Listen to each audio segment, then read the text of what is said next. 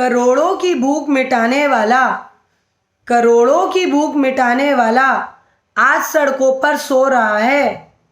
करोड़ों की भूख मिटाने वाला आज सड़कों पर सो रहा है। जिससे है पूरे देश की खुशियां, वह खून के आंसू रो रहा है। यह सिलसिला क्या यूं ही चलता रहेगा? यह सिलसिला क्या यूं ही चलता रहेगा? सियासत अपनी चालों से कब तक किसान को जलता रहेगा?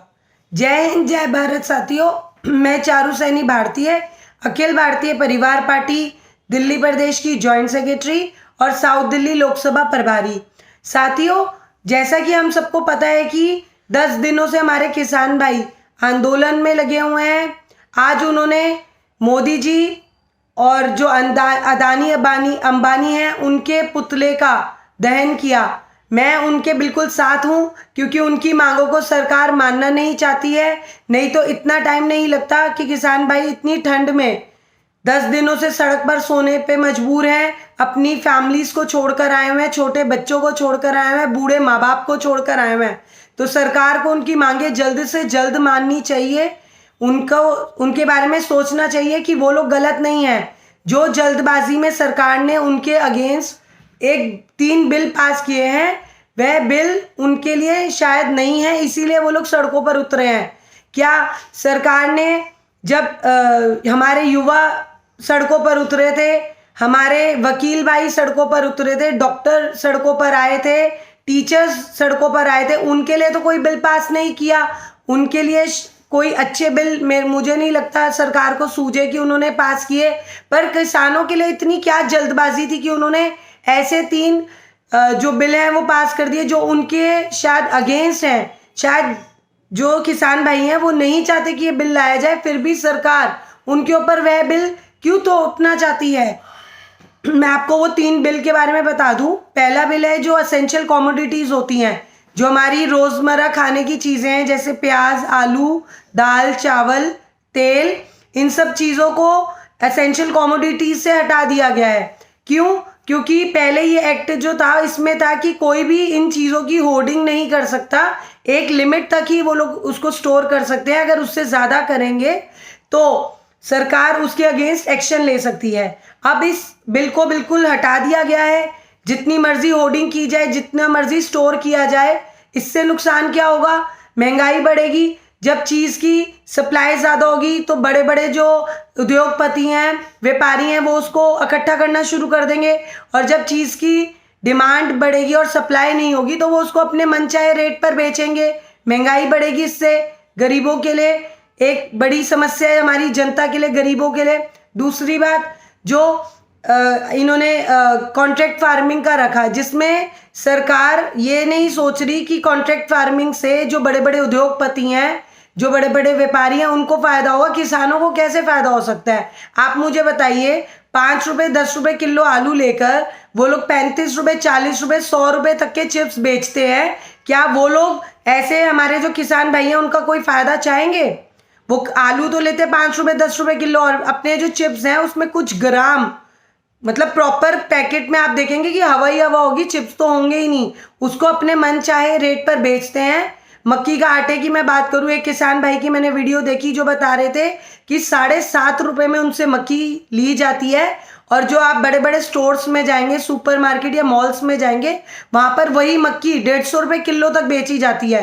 तो क्या ऐसे व्यापारी, ऐसे हमारे जो उद्योगपति हैं, क्या वो किसानों का भला चाहेंगे? बिल्कुल नहीं चाहेंगे। वो लोग सस्ते में खरीद कर उसको, उसी चीज को महंगे दामों पर बेचते हैं। इससे क्या होता है? क्वालिटी तो वही रही, पर महंगाई बहुत दिन ब दिन बढ़ती जाती है। तो ऐसे लोग, मुझे नहीं लगता कि कहीं पर भी किसानों के हक में या जनता के हक में होंगे। तो क्यों सरकार ऐसे बिल पास कर रही है जो फार्मर्स ही नहीं चाहते, हमारे किसान भाई ही नहीं चाहते कि वो बिल पास किए जाए? मैं आपको एक एग्जांपल देती हूँ। जैसे कि उन्होंने जो कॉन्ट्रैक्ट फार्मिंग रखी है उसमें उन्होंने एक अपना दाम निश्चित कर दिया कि इतने रुपए, मान लीजिए आलू का अगर एग्जांपल है कि 5 रुपए किलो में वो किसान से आलू लेंगे। तो अगर वो आलू उस वक्त जो उस समय है, अगर आलू का दाम 3 रुपए है तो वो 3 रुपए से ज्यादा किसान को देंगे नहीं कि जी अभी तो सस्ता चल रहा है, आपने जहां जाके बेचना बेच लीजिए, अगर वही चीज़ 10 रुपये किलो है तो वो 5 रुपये से ऊपर नहीं देंगे, क्योंकि कॉन्ट्रैक्ट फार्मिंग में जो उनका कॉन्ट्रैक्ट हुआ था वो 5 रुपये का हुआ था। तो आखिर में नुकसान किसका है? ये सरकार को सोचने वाली बात है। ये नुकसान किसान भाई का है कि अगर सस्ता होगा तो उनको मजबूरन बेचना पड़ेगा, और अगर महंगा होगा तो उनको कॉन्ट्रैक्ट के हिसाब से बेचना पड़ेगा जो दाम उनका निश्चित किया गया था। तो दोनों तरफ किसान का ही नुकसान है, उद्योगपति का नुकसान नहीं है, क्योंकि वो उसी चीज को लेकर सस्ते दामों पर महंगा बेच देंगे। आखिरकार किसान इसीलिए सड़कों पर उतरे हैं क्योंकि उनको लगता है कि ये बिल उनके अगेंस्ट है।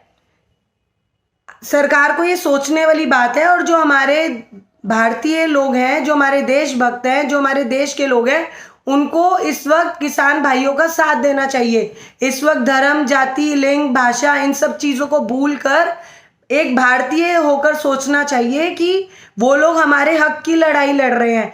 आज हमारे कितने लोग सड़कों पर उतरे, कभी व्यापारी उतर रहे थे, कभी स्टूडेंट्स उतर रहे थे, कभी युवा उतर रहे थे सड़कों पर किसी की भी बात सरकार ने नहीं मानी। अब किसानों को ये फैसला लेना पड़ा, उनको सड़कों पर आना पड़ा, क्योंकि यह आने वाली पीढ़ियों पर भी इफेक्ट करेगा। अगर आज हम लोग इनके साथ नहीं खड़े हुए तो हम आने वाली पीढ़ियों को क्या जवाब देंगे कि जब इतना बड़ा आंदोलन चल रहा था हमारे देश में तो हम लोग क्या घर पर बैठकर तमाशा देख रहे थे? जी नहीं, हमें अब आगे आने की ज़रूरत है, एकता दिखाने की ज़रूरत है, हमें सच्चे देशभक्ति अपनी दिखाने की ज़रूरत है कि हाँ, जब जब गलत होगा हम गलत के खिलाफ आवाज़ उठाएंगे और देश में जो गलत के लिए आवाज़ उठा रहा होगा उसका साथ देंगे। साथियों, किसान भाई अपनी जगह बिल्कुल सही हैं, और जो उन्होंने 8 दिसंबर को, अगर सरकार आज जो उनका अगर मांगे हैं नहीं मानती, और अगर 8 दिसंबर को वो लोग जब भारत बंद का आह्वान कर रहे हैं तो मैं उनके साथ हूँ। अखिल भारतीय परिवार पार्टी 8 दिसंबर का जो उनका भारत बंद का पूरा फैसला है उसके साथ खड़ी हुई है।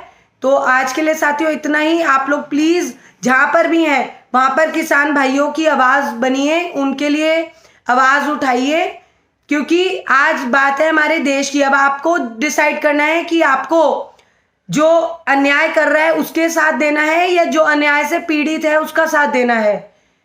ये अब जनता को फैसला लेने की बात है। और दूसरी बात मैं मोदी जी से भी कहना चाहूँगी, मोदी जी, हमारे जो देश है वो कृषि प्रधान देश है। 70% तक 65 to 70% तक जो हमारी जनता है वो कृषि प्रधान जनता है। तो आप सोचिए कि जब आप 2024 में वोट मांगने जाएंगे तो यही जनता आपको नकार देगी, क्योंकि जब वो अपनी मांगे आप तक लेकर आ रहे हैं तो आपको तो घूमने से फुर्सत नहीं है। आप बड़े बड़े लोगों से मीटिंग्स कर सकते हैं पर दिल्ली के बॉर्डर तक जाकर उनकी बात नहीं सुन सकते। ये आप कैसी मतलब कर रहे हैं, मुझे समझ नहीं आ रहा है। आपको जनता की आवाज़ सुननी चाहिए। जनता अगर परेशान है तो आपको उनकी बातें सुननी चाहिए।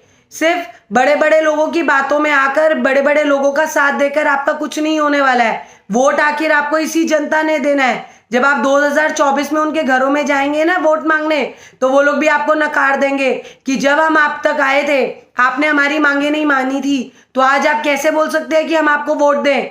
तो अपनी कुर्सी को बचाने के लिए आप जनता का साथ दीजिए, जनता की मांगे सुनिए, क्योंकि अब जनता आपसे बहुत परेशान हो चुकी है। इसीलिए 2024 में अखिल भारतीय परिवार पार्टी जो जनता की आवाज़ बनकर आगे आएगी, we the people of India की पार्टी है जो जनता के लिए आवाज़ उठाएगी और 2024 में 543 की 543 सीट्स जीतकर आप लोगों को दिखाएगी कि कैसे काम होता है जनता के लिए। अभी तक के लिए इतना ही साथियों, फिर कभी किसी नए मुद्दे पर आप लोगों के सामने आऊंगी। जय हिंद, जय भारत।